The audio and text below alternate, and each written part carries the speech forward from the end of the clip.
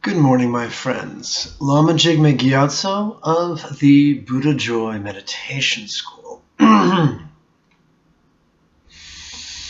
Spoiler alert, I'm going to be talking about Daredevil. But don't worry, it's from Season 1, so you've probably already seen it.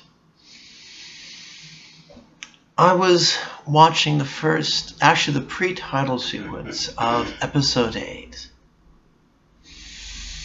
And it featured Kingpin, played by Vincent D'Onofrio, who, what's not to love about Vincent D'Onofrio? And it shows him waking up from a nightmare.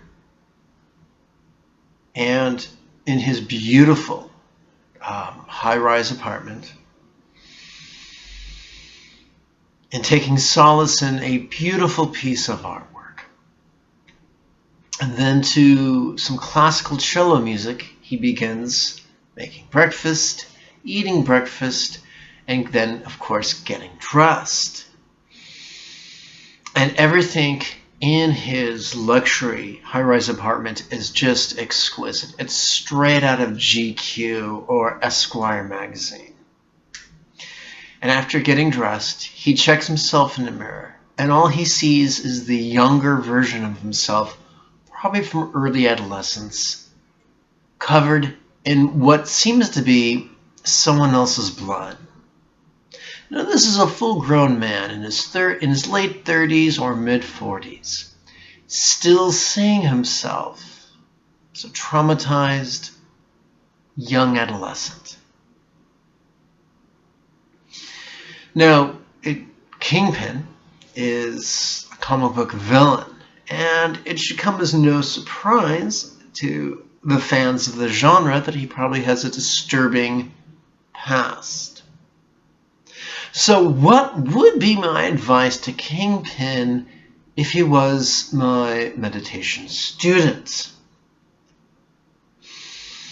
Because clearly our goal would help him to be a healthy, well-adjusted criminal.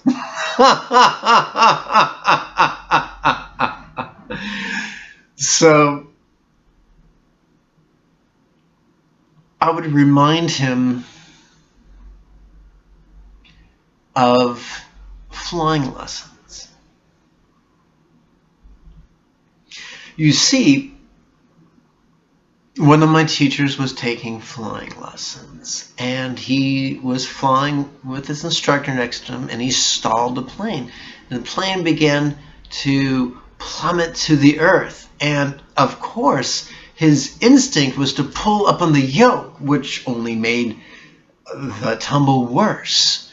So his instructor guided him to push the yoke forward, dipping the nose of the plane down. Now, that's counterintuitive, because that's like a drowning man diving deeper. By dipping the nose down, it seemed to accelerate his descent to the earth below, the far too solid earth below. But a funny thing happened. By dipping the plane of the nose down, it controlled the descent. It stabilized the descent to the point where he could begin to slowly pull the nose back up, thus reestablishing lift and saving his bacon, said the vegan.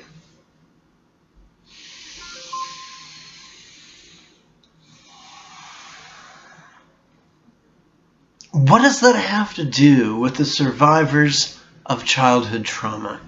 The survivors of childhood trauma whose present moment experience is still being plagued with flashbacks, gruesome, disturbing, self-esteem eroding flashbacks. And the answer is, just as an airplane pilot may wish to pull away from the disturbing phenomena of stalling and therefore plummeting to earth, his only way to survive it is to embrace it and go with it. Likewise, when our past intrudes on our present, we cannot repress it. We cannot suppress it successfully. And of course, indulging it is also ineffective. What we must do is embrace the moment. Not necessarily physically, not necessarily verbally, but with our mind. We must embrace the moment in a therapeutic and a healing way.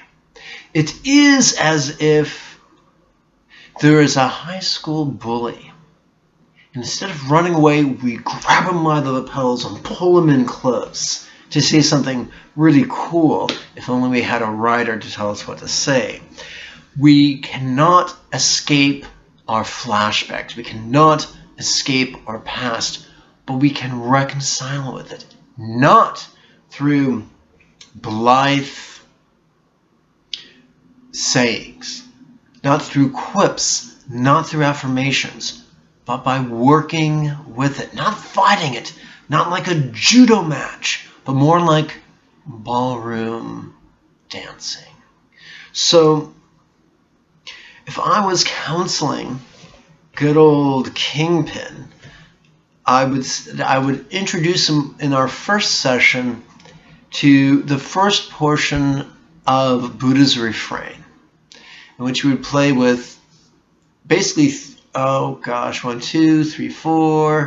7 exercises. Arguably 5 exercises, but 2 are repeated twice. So 5 exercises that would not necessarily erase his past, but would begin to form the foundation of working with his past. I would recommend working with the essential practice, which essentially is on the in-breath asking, what notice, and on the out-breath mentally reciting, relaxing, doing that 3 times. And then working with a visceral approach to interdependence. On the in-breath asking, what's inside, and on the out-breath relaxing 3 times, or 3 breaths. And then what's outside, relaxing 3 times. And then I will return to the essential practice. What notice? Relaxing. Then I would turn to a visceral approach to impermanence. What's coming? Relaxing 3 times. Followed by what's going? Relaxing 3 times. And then concluding again with the essential practice. What notice? Relaxing. Now, that is not going to undo anybody's past. It's not going to get rid of the visual images that have been seared into our consciousness.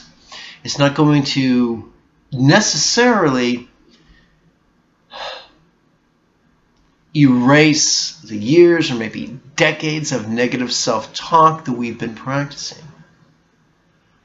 But whether that images is floating through or that habitual self-talk is playing in the background, by exercising our awareness, by exercising the foundations of insight, we will be creating a gap, if you will, between our sense of self, our experience, and our recall, our sense of self and our self-talk. Now that might not sound like much, but I assure you, in the words of Bernie Sanders, it's huge.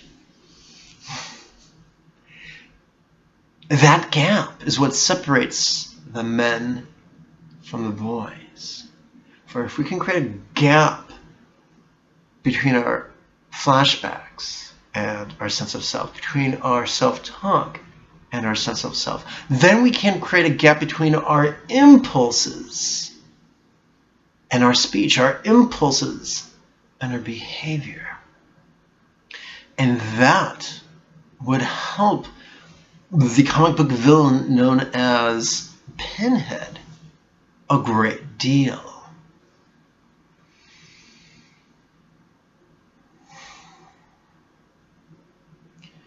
And that, my friends, is all you get today. Below this video is a button that reads Show More. If you click that, it will reveal a whole bunch of links that'll take you to a bunch of free stuff, including information about the next series of weekly meditation classes. They'll begin the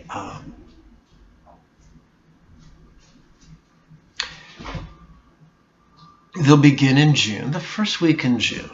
You are welcome to participate in person if you live in or near Burbank in Southern California.